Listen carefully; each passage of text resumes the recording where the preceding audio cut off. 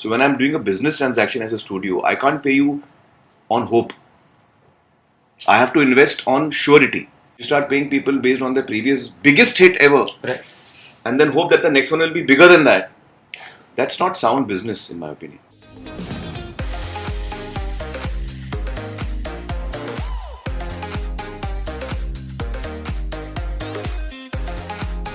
The pressure that looms over the heads of stars in India today is the term pan-India. With the blueprint commencing from Bahubali, the dream goal of any producer or director is to create a film that gets celebrated in all states. This has also led to the discussion of which actor is popular in which states. For example, there is a huge popularity of commercial action films from Telugu cinema in the Hindi-speaking states. Shah Rukh Khan is largely popular in the state of West Bengal. Ranbir Kapoor thrives in the Delhi NCR region, and there is a lot of learning to be done for Malayalam and Tamil cinema to especially spread their art in the northern states. But in this pursuit of garnering love from all over India and the delusional belief that horrible products marketed as pan-Indian films will be celebrated just because a low-effort dubbing session is executed, one begins to question whether this has limited the ability of actors to experiment in their filmography. The obsession of the audience with box office numbers is as rampant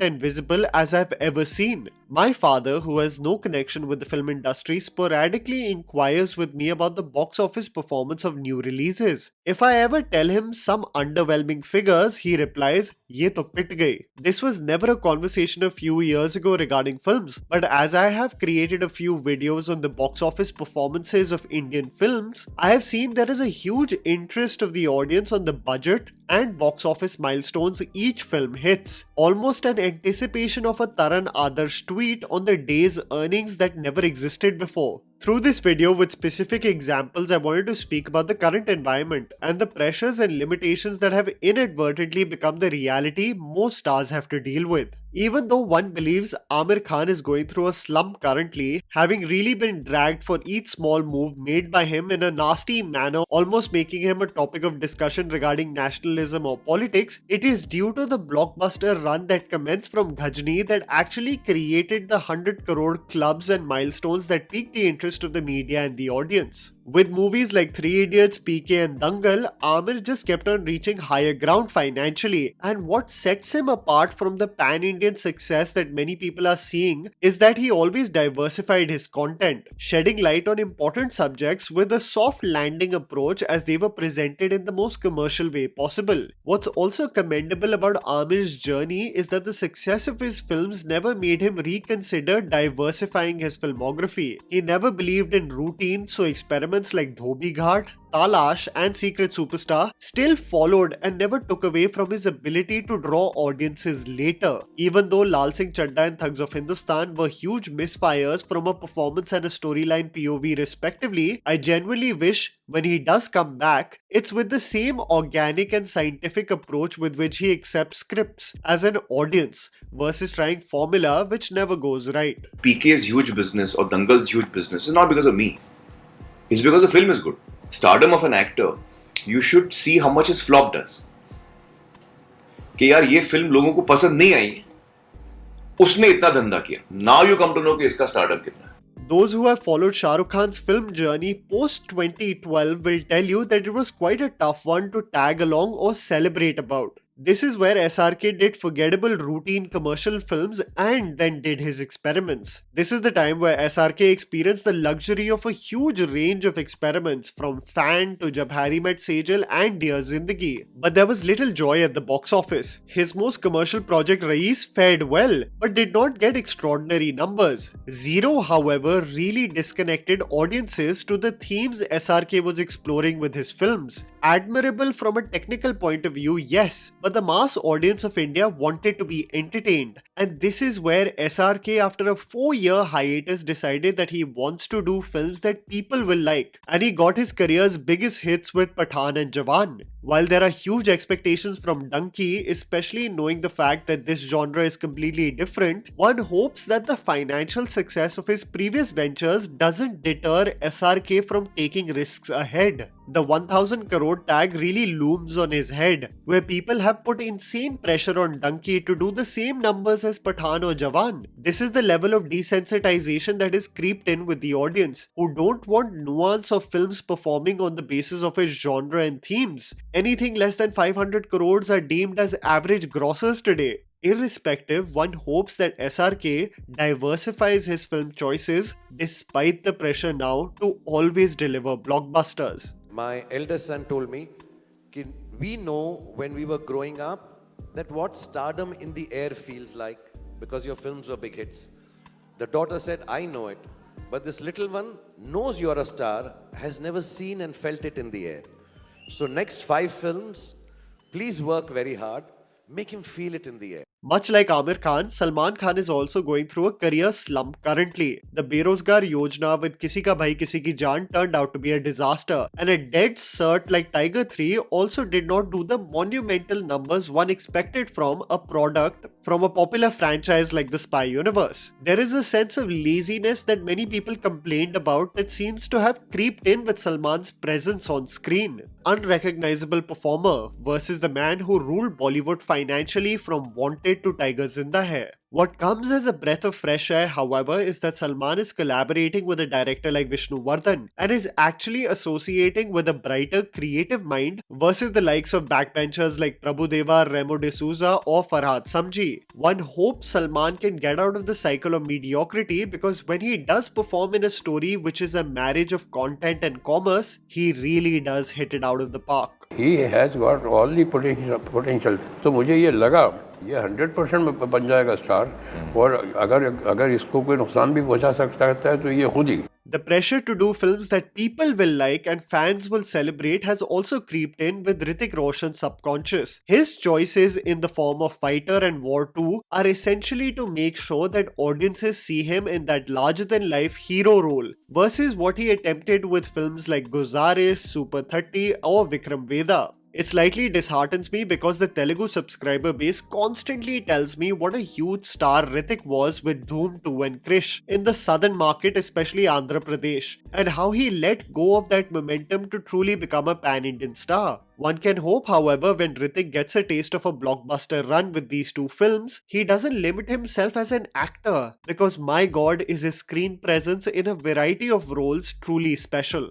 The one actor who I believe has suffered the most because of this pan-Indian superstar pressure is Prabhas, a man who became a global sensation with Bahubali. Prabhas had no choice but to go bigger and bigger. The biggest flaw in the process to emulate more success, dreaming of making movies even bigger and better than Bahubali, was that Prabhas constantly worked with inexperienced directors, both with Saho and Radhesham, films that faltered hugely from a screenplay POV. Adipurush, the colossal disaster that it became, really made a huge section of the audience get off the Prabhas hype train, equating most of the magic of Bahubali to SS Rajamouli versus Prabhas. While all eyes are on Salaar and Project K, I know the Telugu audience wouldn't even mind Prabhas to do just an entertaining Telugu venture versus feeling compelled to make every film starring him a global event.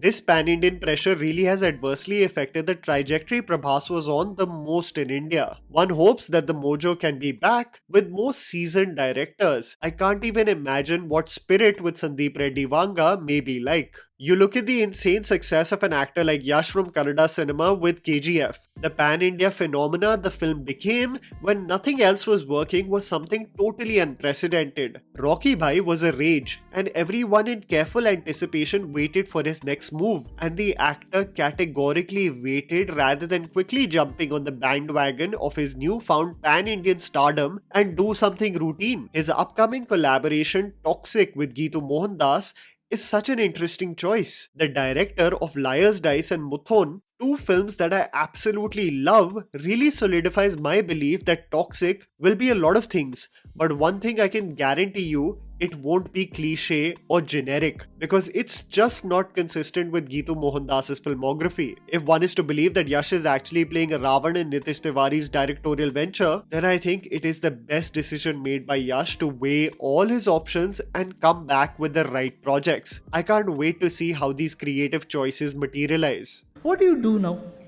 It's like, now what can you do? I said, what do you think? This is the ultimate?